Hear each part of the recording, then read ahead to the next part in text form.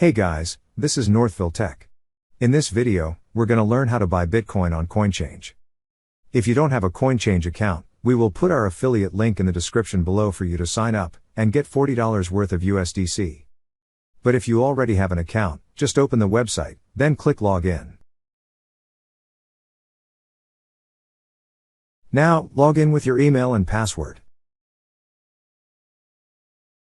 Once you're logged in, you will see several tabs at the upper part of the screen.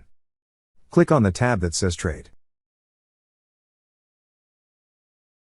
On this page, you'll see that Bitcoin and US dollar were the default assets. So now, enter the amount you wish to trade. Or click on the options provided, either 25%, 50%, or 100%. Then click on Get Quote.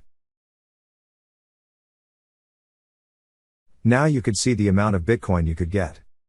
To proceed, click on Buy Now. That's how you buy Bitcoin on Coinchange.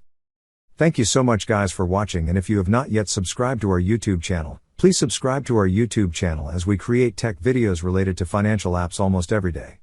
Also check out our website northvilletech.com for great tech articles, and our recommended resources in the description below for various sign-up bonuses.